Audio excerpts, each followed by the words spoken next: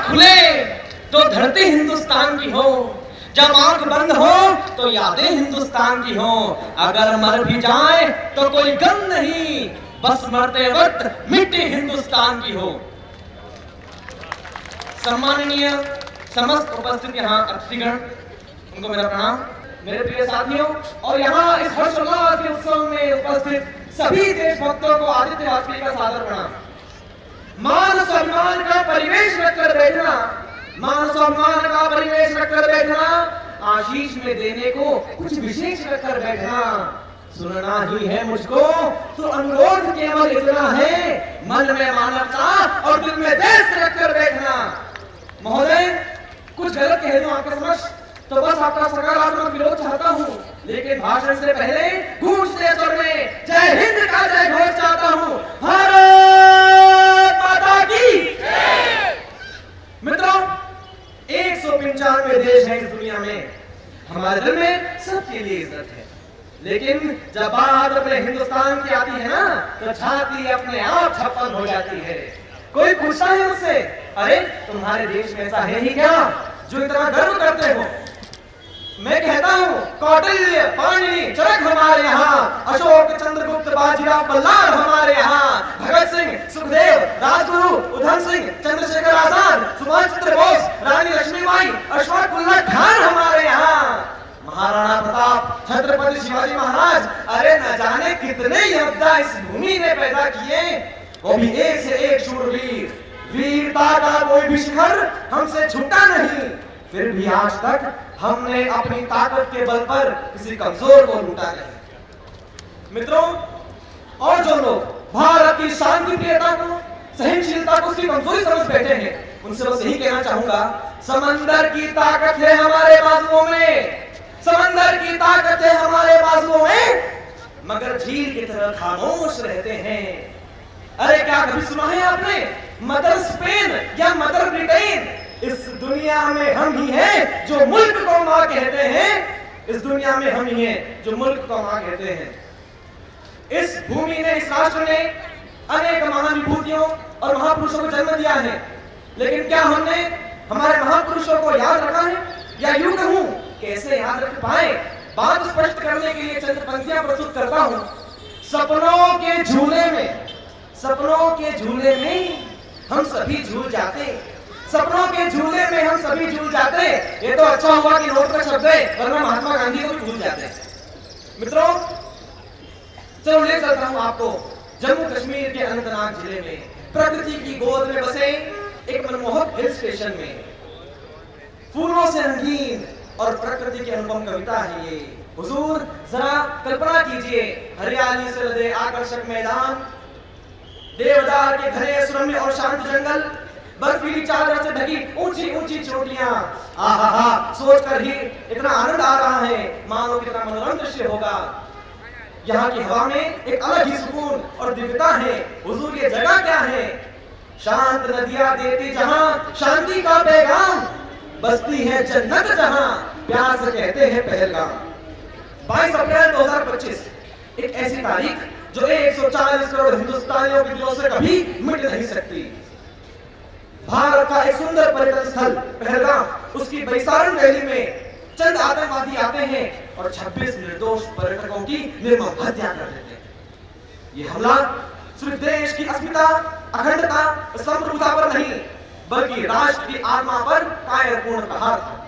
इस हमले में कई माताएं अपनी गोद सुनी हो जाती हैं और कई बहन बेटियों की मांग का सिंदूर मिट जाता है। इस घटना का विवरण मैं आपको 4 पंक्तियों में प्रस्तुत करना चाहता हूँ। नन्हे एक बच्चे को तुमने उसके बाप से दूर किया है, माँ से उसके लाल को छीना, कृत्य ये निष्ठुर किया है। अमन शांति हम चाहते थे, तुमने फिर मजबूर किया है। पहलगाम के बदले में हमने ऑपरेशन सिंदूर किया है, पहलगाम के बदले में हमने ऑपरेशन सिंदूर किया है। मित्रों, पाकिस्तान की इस नापाक हरकत का मुंह तोड़ जवाब हमारी भारतीय सेना कैसे न देती? ऑपरेशन सिंदूर इस वीरता, साहस और पराक्रम का प्रतीक है। मित्रों, ऑपरेशन सिंदूर और हिंदुस्तान के वीर सिपाहियों को समर्पित है कुछ पंक्तियां। हम वायुपुत्र, हम भीम रूप, हम रौद्र रूप तांडव हैं। भारत को छेड़ा जो तुमने, फिर अंत तुम्हारा शांति चाहता है, जो देश शांति चाहता है, जब उसको छेड़ा जाता है तब बंसी बजाने वाला भी सुदर्शन चक्र उठाता है, सुदर्शन चक्र उठाता है। सिंदूर तो बस एक झांकी है, रस्म विदाई की बाकी है। मित्रों, हम इस देश को आजाद हुए 78 वर्ष को पूरे हो चुके हैं, लेकिन क्या वाकई 100% पूर्ण रूप से हमारा देश आजाद हो चुका है? आप अपने दिल पर हाथ रखेंगे और स्वयं से पूछिए सवाल, तो आपको खुद पता चल जाएगा कि आजादी अभी अधूरी है, आजादी अभी अधूरी है, राबी की शपथ ना पूरी है। सियाचिन के सरहदों पर जो आंधी तूफान सहते हैं, उनसे पूछो 15 अगस्त के बारे में क्या कहते हैं। पहलगाम की वादियों में लोग सुकून से आते हैं, आतंकी की गोलियों से मासूम मारे जाते हैं, उन मासूमों से पूछो 15 अगस्त के बारे में क्या कहते हैं। लेकिन जनाब, आप ये सभी बलिदान, संघर्ष, शौर्य गाथाएं सब भूल जाएंगे, क्योंकि ये तो ट्रेंड का जमाना है साहब। नया ट्रेंड आते ही पुराना भूल जाते हैं लोग। जैसे मुर्शिदाबाद, दिल्ली, कलकत्ता भूल गए, अक्षरधाम भूल गए, वैसे ही पहलगाम भूल जाएंगे। बात स्पष्ट करने के लिए चंद पंक्तियां प्रस्तुत करता हूं। आईपीएल तो याद रहा, आईपीएल तो याद रहा, पर 26/11 भूल गए। मुन्नी बदनाम याद रहा, पर अक्षरधाम को भूल गए। पुष्पा पिक्चर याद रही, पुलवामा हमला भूल गए। ट्रेंड का जमाना है ये भाई, किससे पुराने बनते आम। कल अमरनाथ, फिर पुलवामा या पठानकोट या पहलगाम। लेकिन मित्रों, बस आपसे यही दरख्वास्त है, इन सभी बलिदानों को, संघर्षों को भूलना मत। अंत में आपको उन कहानियों, उन किस्सों से रूबरू कराना चाहूंगा जिसे शायद सुना तो नहीं जा सकता, बस महसूस किया जा सकता है। ईशानिया द्विवेदी, ईशानिया के हाथों से अभी मेहंदी छूटी भी नहीं थी कि उसकी मांग से उसका सिंदूर मिट गया। शुभम नाम था ईशानिया के पति का। नीली शर्ट पहने हुए थे शुभम, जब उनके बदन को आतंकी की गोलियों ने छल्ली छल्ली कर दिया।